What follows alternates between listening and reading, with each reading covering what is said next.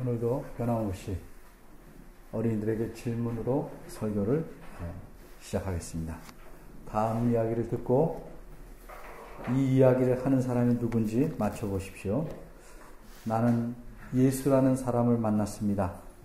내가 보기에 예수는 참으로 신비한 인물입니다. 수많은 사람들이 그를 죽여야 한다고 소리쳐도 예수는 별로 신경 쓰지 않는 듯이 보였습니다. 잘못이 없는데 잡혀온 사람은 자신의 억울함을 호소할 터인데 예수는 아예 입을 봉한 듯 한마디 말도 없습니다.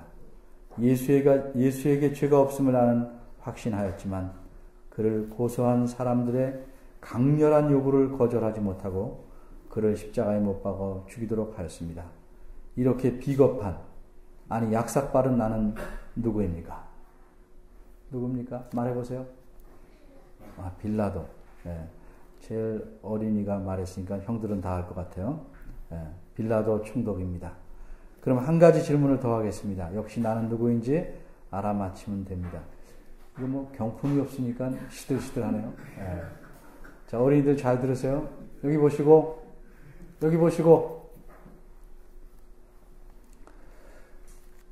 역시 나는 누구인지 알아맞히면 됩니다. 나는 왕의 아들입니다. 내 아버지가 죽고 나서 그가 다스리던 지역의 한 부분을 다스리는 왕이 되었습니다. 나는 내 이복 동생의 아내가 된 내 조카에게 장가들었는데 이 일이 잘못되었다고 나를 거듭거듭 책망한 세례 요한을 감옥에 쳐넣었다가 후에 그를 죽였습니다. 나는 예수도 죽이려고 했습니다만 아직 죽이지는 못했습니다. 예수는 나를 가리켜 여우라고 했습니다. 나는 누구일까요? 말해보세요. 헤롯. 헤롯. 뒤까지 정확히 말씀했네. 헤롯 안티바스라는 헤롯 대왕의 아들입니다. 자, 여러분이 알다시피 신약성경에는 복음서가 4개 있습니다. 4권. 모두 예수님에 대해서 기록하고 있습니다. 마치 예수님을 앞에서, 뒤에서, 좌우에서 보고 그린 그림 같습니다. 그러기에 겹치는 부분도 있고 그렇지 않은 부분도 있습니다.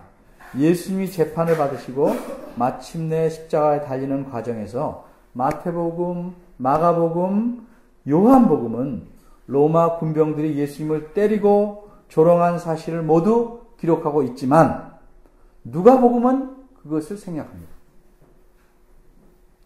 그 대신 누가복음은 마태, 마가, 요한복음에서 전혀 기록하고 있지 않은 새로운 사실을 말합니다. 그게 무엇인 줄 아시겠습니까? 바로 오늘 본문입니다. 예수님께서 헤롯에게 재판을 받은 사실은 누가복음만 기록하고 있습니다. 이제 본문을 살펴보겠습니다. 8절입니다. 헤롯은 예수님을 보게 되자 기뻐했습니다.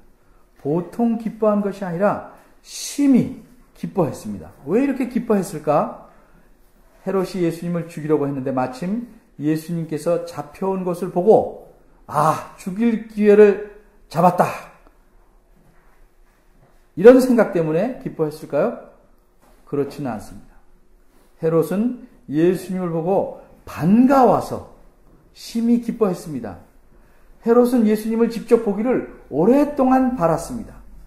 그러나 예수님을 만날 수가 없었습니다. 그런데 오늘 이렇게 뜻밖의 예수님이 헤롯 앞에 나타났으니 헤롯으로서는 오래된 소원을 푸는 행운을 얻은 셈입니다. 그래서 헤롯은 크게 기뻐했습니다. 그럼 어째서 헤롯이 그토록 오랫동안 예수님을 만나보기를 원했을까? 예수님의 가르침을 듣고 배우기 위해서였을까? 그러면 얼마나 좋겠습니까만 그렇지가 않았습니다. 헤롯이 예수님에게 대한 소문을 들었기 때문입니다. 예수님에 대한 소문은 여러 가지였습니다. 그런데 헤롯이 관심을 가진 소문은 예수님이 놀라운 기적들을 마음대로 행하신다는 것이었습니다. 예수님은 눈먼 자도 보게 하고 중풍병자도 고치고 심지어 문둥병자도 낫게 하며 귀신들도 내쫓는다는 소문입니다. 헤롯은 그런 놀라운 장면을 보고 싶었습니다. 그런데 예수님을 통 만날 수가 없습니다. 그렇다고 왕 체면에 예수님을 따라다닐 수도 없었습니다. 그런데 오늘 이렇게 예수님이 자기 눈앞에 나타났습니다. 그러니 이제는 어떤 기적이든지 하나쯤은, 그래도 적어도 하나쯤은 볼 수 있으리라고 생각해서 헤롯은 예수님을 만나자 그렇게 기뻐하는 것입니다. 예수님이 오늘 내 앞에서 어떤 기적을 보여줄까? 또 어떻게 기적을 행하는가? 그것을 보고 싶은 강렬한 호기심에 헤롯은 예수님을 보고 심히 기뻐하는 것입니다. 그런데 어떻게 예수님이 헤롯 앞에 나타나신 것일까? 예수님은 헤롯이 그토록 오랫동안 예수님을 보고 싶어 했다는 사실을 알았기에 스스로 헤롯을 찾아오신 것일까? 아닙니다. 예수님은 강제로 헤롯 앞에 끌려오셨습니다. 헤롯에게 재판받으려고 끌려오신 것입니다. 바로 여기서 여러분은 이렇게 생각하실 수 있습니다. 예수님이 빌라도 총독에게 재판받으신 거 아닌가? 맞습니다. 예수님은 빌라도에게 재판을 받고 계셨습니다. 그런데 재판을 받는 도중에 빌라도가 예수님을 헤롯에게로 보냈습니다. 왜 그랬을까요? 빌라도로서는 예수님을 재판한 일이 아주 골치 아픈 일이었기 때문입니다. 빌라도가 판단하기에 예수님은 죄가 없는데 예수님을 고소한 대제사장들과 그들이 선동한 유대인들 무리가 계속 예수님을 죽여야 한다. 강력하게 항의를 하고 있습니다. 주장을 하고 있습니다. 그러니 약삭빠른 빌라도는 총독으로서 백성들의 요구를 무시할 수가 없었습니다. 그런데 그들이 고소하는 내용을 듣다 보니 빌라도는 예수님이 갈릴리 사람이라는 것을 알게 되었습니다. 바로 여기서 빌라도는 자신이 책임을 좀 덜어놓거나 빠져나갈 방법을 찾게 됩니다. 예수님이 갈릴리 사람이라면 그에 대한 재판은 갈릴리 지역을 다스리는 헤롯에게 책임지게 하면 될 것이다. 이렇게 생각한 것입니다. 뜨거운 감자를 헤롯에게 넘긴 것입니다. 게다가 자신의 생각하는 바를 아주 순조롭게 진행시킬 수 있었던 것은 마침 헤롯이 예루살렘에 올라와 있었기 때문입니다. 그것도 바로 지척에 있었기 때문입니다. 헤롯은 유대인으로서 아마도 유대인들이 지키는 중요한 절기, 유월절 절기를 지키려고 예루살렘에 올라온 것으로 보입니다. 어쨌든 헤롯은 예루살렘에 올라와 성전에 거의 붙어 있다시피 한 왕궁에 머물러 있었습니다. 빌라도는 예수님을 헤롯에게로 보내게 됩니다. 바로 이것이 오늘 본문 앞에 있는 5절에서 7절까지 내용입니다. 이제 다시 예수님을 재판하는 장면을 보겠습니다. 헤롯이 예수님을 재판하는 장면입니다. 9절과 10절입니다. 헤롯은 여러 가지를 묻습니다. 계속해서 이것저것을 물어봅니다. 어떻게든 예수님으로 하여금 기적을 행하게끔 하기 위해서 그쪽으로 몰아가는 신문을 계속합니다. 그러나 예수님은 아무 말도 대답하지 않으십니다. 그런데 여기서 우리가 조심스럽게 정리해야 될 부분이 있습니다. 예수님께서 아무 말도 대답하시지 않았다는 것이 한마디도 안 하시고 정말 입을 완전히 닫고 계셨다는 의미인지 아니면 빌라도에게 하셨듯이 약간의 말씀은 하신 것인지에 대해서 생각을 해봐야 합니다.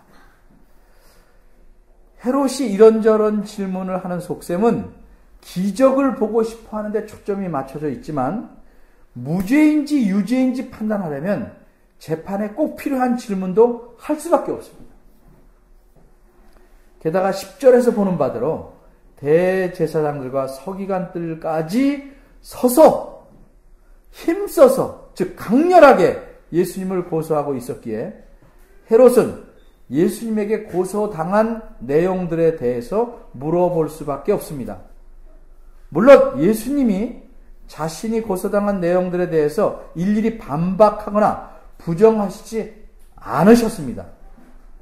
빌라도 앞에서도 그렇게 하시지 않았기 때문입니다.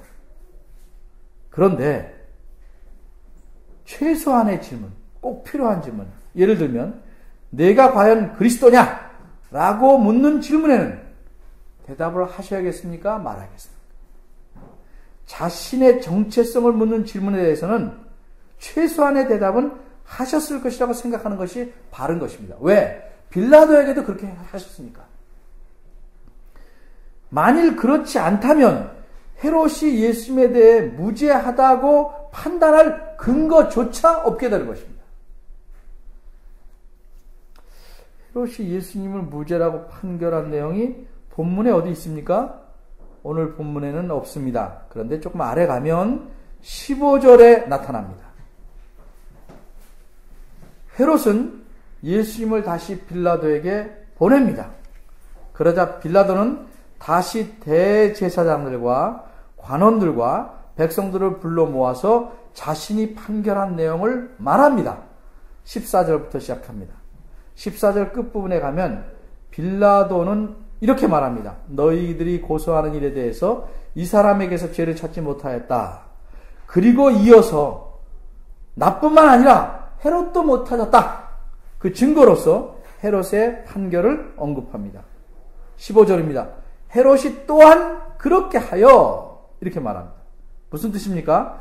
헤롯도 예수님에 대하여 죄를 찾지 못하여 무죄 판결을 내렸기 때문에 그리고 그래서 예수님을 도로 나에게 보냈다는 뜻입니다.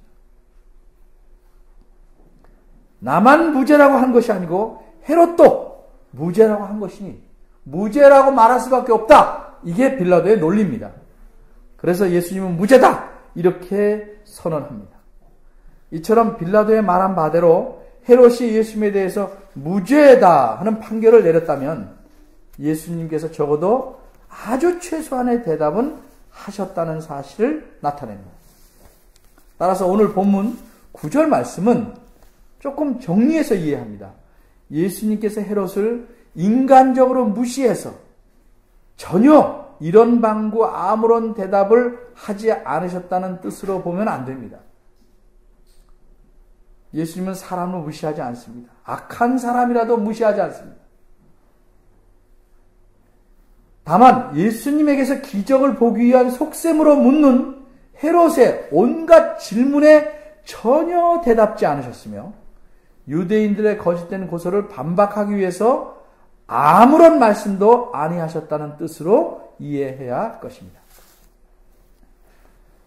그 다음에 생각할 것은 헤롯은 어떻게든 예수님에게서 기적을 보려고 했으나 전혀 볼 수 없게 되자 어떻게 하였습니까? 헤롯이 예수님을 보았을 때 심히 기뻐하던 것이 순수하지 않았음을 스스로 드러내게 됩니다. 자신의 호기심을 만족시켜 보려다가 이루지 못하자 만남의 기쁨은 분노로 바꿉니다. 예수님을 믿는 동기도 순수하지 않으면 그것이 순수한 것으로 바꿔나가서 믿음이 자랄 수도 있지만 그 순수하지 않은 것이 채워지지 않으면 분노를 느끼고 원망을 하는 사람들이 많이 있습니다. 병 낫기를 원했는데 안 난다. 부자가 되길 원했는데 오히려 쫄딱 망한다. 그러면 무슨 예수님이 이 모양이냐. 예수 믿을 필요 없다. 전보다 더 극한 나쁜 상태로 빠져버려요. 헤롯의 기쁨은 순수하지 못한 것이었습니다. 그래서 호기심을 만족시키지 못하니까 분노가 생겨납니다. 헤롯은 자신을 경호하는 군병들과 함께 그 분노를 표출합니다. 그래서 집단적으로 예수님을 업신여기고 희롱합니다. 본문은 그들이 어떤 방법으로 예수님을 업신여기고 희롱했는지 말하고 있지는 않습니다. 11절을 보면 업신여기고 희롱했다는 사실만을 분명히 말씀하고 있습니다. 그러나 우리가 살아가면서 누구나 한두 번쯤은 업신여김이나 희롱을 받아본 적이 있을 겁니다. 그것이 얼마나 견디기 힘든 것인지 잘 알 겁니다. 여러분 경험은 제가 모르니까 제 경험을 얘기합니다. 제가 어릴 적입니다. 초등학교를 들어가는지 안 들어가는지 잘 모르겠습니다. 하여튼 아주 어릴 때인데 같은 동네에 사는 아이들이 사실 그 별명이 지금 생각해도 그게 왜 그렇게 내가 열받고 나쁜 별명이라고 생각했는지 이유를 모르겠습니다만 날 심하게 놀린다는 느낌을 받았습니다. 그래서 그 별명으로 나를 부르면 나는 일단 돌멩이를 들고 죽기 살기로 쫓아가서 때리려고 한 기억이 납니다. 여기서 밝혀들고서는 아무도 안 때렸습니다. 그렇게 한 기억이 납니다. 엄청 쫓아다녔습니다. 어린아이에게도 업신여김과 조롱이라는 것은 그만큼 견디기 힘든 것입니다. 이렇게 헤롯은 예수님을 업신여기며 희롱한 후에 예수님을 빌라도에게 도로 보냅니다. 그런데 곱게 보내질 않습니다. 끝까지 조롱을 멈추지 않습니다. 아마도 예수님께서 왕이시라는 사실을 조롱하기 위해서 빛난 옷을 입혀서 돌려보냈습니다. 이것은 하나님께서 온 세상에 진정한 구세주이시며 왕으로 세우신 예수님을 감히 조롱하는 것입니다. 이것은 하나님을 향해서 삿대질 정도가 아니고 주먹질을 해야 되는 것입니다. 12절을 봅니다. 헤롯과 빌라도는 이 일이 있기 전까지는 서로 원수였다고 말합니다. 그런데 예수님의 무죄를 알면서도 풀어주지 않고 오히려 업신여기고 희롱하는 악을 저지른 날부터는 서로 친구가 되었습니다. 악인은 악인을 알아보고 통하는 법인가 봅니다. 얼른 보면 헤롯의 업신여김과 희롱이라는 것이 빌라도가 예수님을 채찍질하고 십자가에 처형한 일에 보면 몹시 작은 일같이 보일지 모르겠습니다. 그러나 하나님 보시기에는 마찬가지로 악한 일입니다.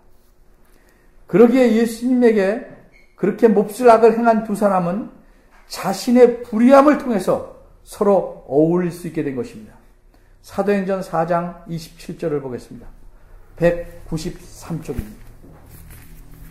사도행전 4장 27절입니다.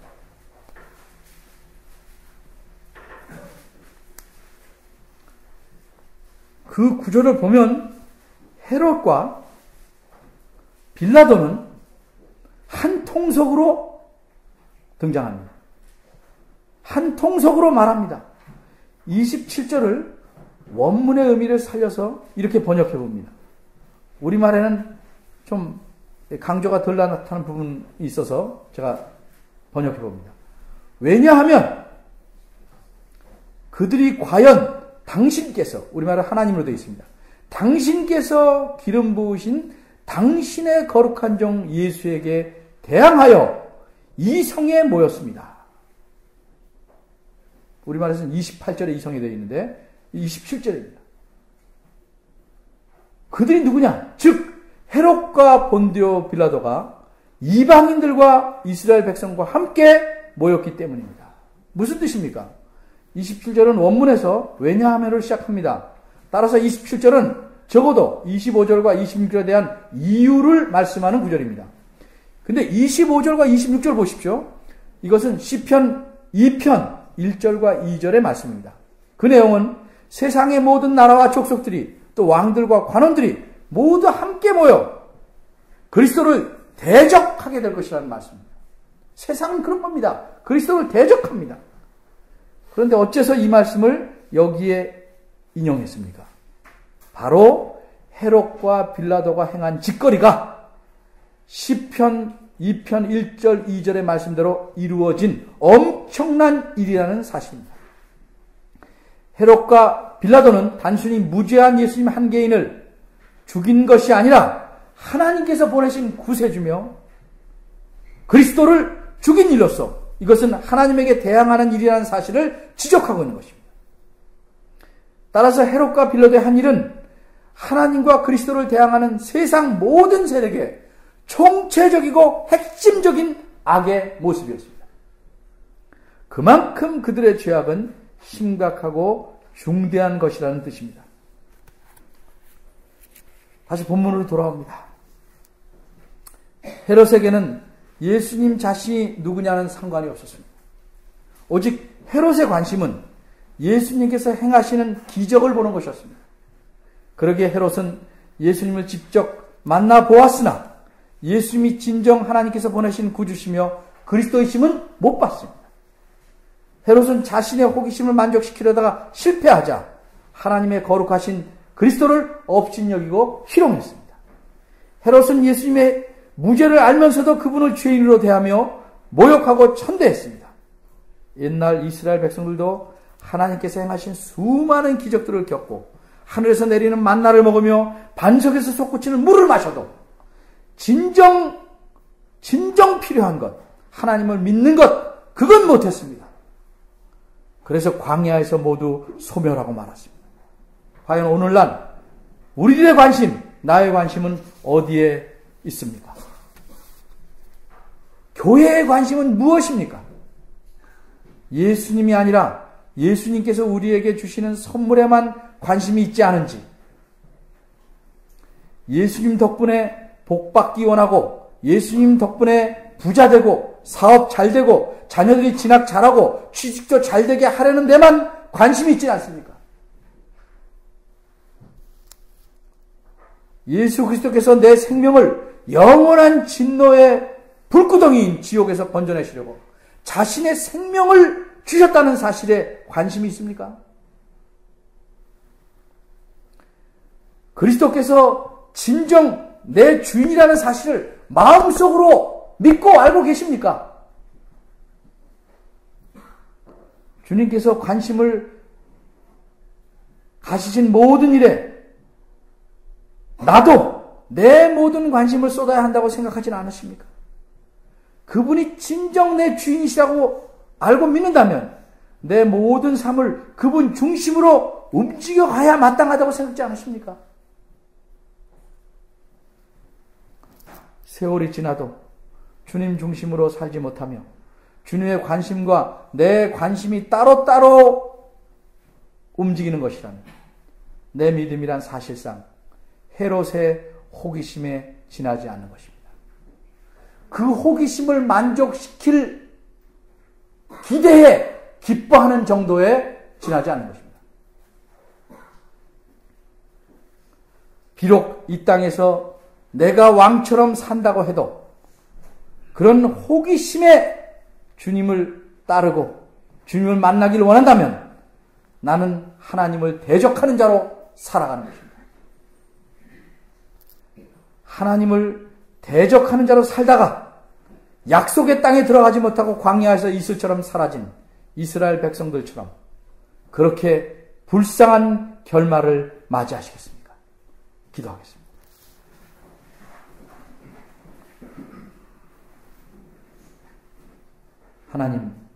하나님께서 저희들의 구주와 그리스도로 보내신 예수 그리스도께서 누구신지 생각해 보았습니다. 죄가 없으신데도 마땅히 죽어야 할 저희들을 대신해서 죽으셨나이다. 그 사실은 머릿속으로는 알지만 가슴속으로 잘 받아들이지 못하기에 합당한 삶을 살지 못하는 저희들을 용서하여 주시고 긍휼히 여겨 주시옵소서. 내 삶의 주인이 나인 양 끝까지 고개 쳐들고 하나님을 대적하는 자로서 살아가지 않게 하시고 무늬만 그리스도인으로 살아가지 않도록 저희들의 그릇된 자아를 깨어 주시기를 바랍니다. 진정 우리가 그리스도 안에 살며 그리스도께서 우리 안에 살고 계심을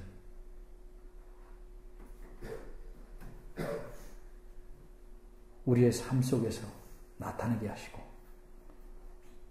이처럼 그리스도와 함께하는 삶을 통해서 세상이 알지 못하는 기쁨을 누리게 하옵소서. 한낱 호기심과 몇 가지 부수적으로 주어지는 복처럼 보이는 것에 현혹되지 않게 하시고 그런 것에 희낙낙하고 시비가 갈리는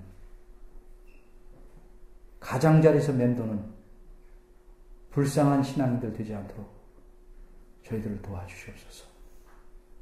주님이 우리 삶의 주인이심을 어느 순간에도 잊지 않고 늘 주님 앞에 살며 주님을 기쁘시게 하기에 힘쓰는 저희들 되게 하시옵소서.